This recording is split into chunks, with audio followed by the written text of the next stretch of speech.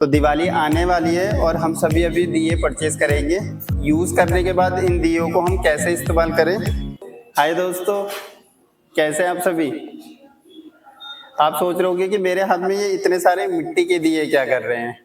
तो दिवाली आने वाली है और हम सभी अभी दिए परचेज करेंगे और उसके बाद आप देखते हैं कि ये दिए हम सब इधर उधर फेंक देते हैं। तो आज उसी के बारे में हम जानकारी लेने वाले हैं। यूज़ करने के बाद इन दियों को हम कैसे इस्तेमाल करें और इनको हम अपने टेरेस गार्डनिंग में क्या यूज़ कर सकते हैं। तो आप इनको फेंकने की बजाय, क्योंकि उससे डेफिनेटली एक एनवायरनमेंट पॉल्यूशन तो होता ही है। कई लोग नदियों के किनारे रख देते हैं। यमुना जी के किनारे आप जाएंगे तो आप वहाँ पर देखेंगे कि इनका ढेर पड़ा होता है।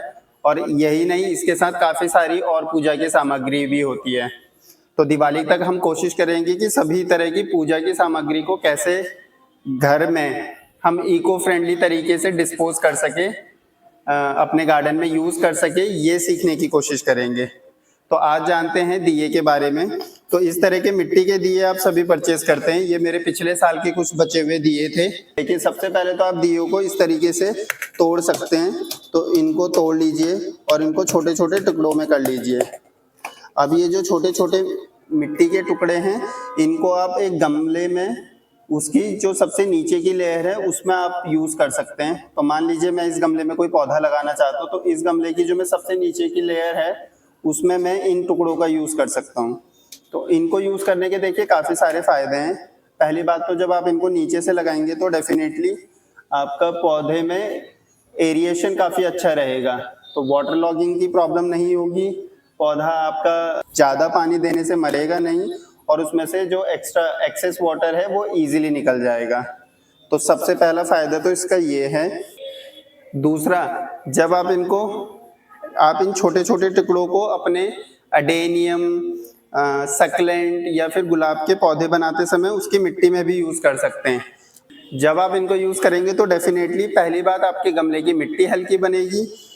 दूसरा, ये आपके गमले की मिट्टी को पोरस भी बनाएगी। तो इसका मतलब आपकी मिट्टी हल्की रहेगी और आपका पौधा, जिसको बहुत मिट्टी की जरूरत नहीं है, बहुत अच्छे से अपनी जड़ें फैला पाएगा। जैसे एडेनियम को मिट्टी की जरूरत नहीं है, सक्लेंट्स को कम मिट्टी की जरूरत है।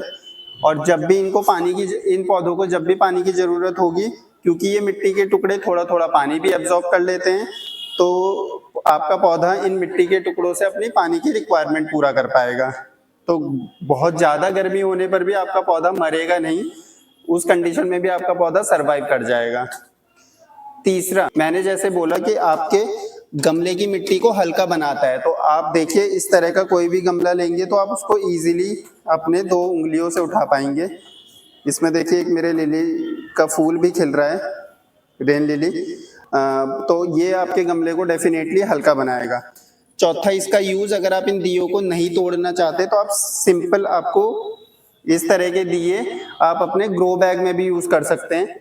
तो आप अपने ग्रो बैग की सबसे नीचे की लेयर को इन मिट्टी के दियों से बनाएं जब आप ग्रो बैग फिल कर रहे हो, और उसके बाद उसमें बाकी तरह की लेयर्स लगाएं। आज के लिए इतना ही। अगले वीडियो में जानेंगे किसी और पूजा सामग्री के लिए कि उसका यूज हम कैसे घर पे कर सकते हैं अपने टेरेस गार्डन में। Thank you.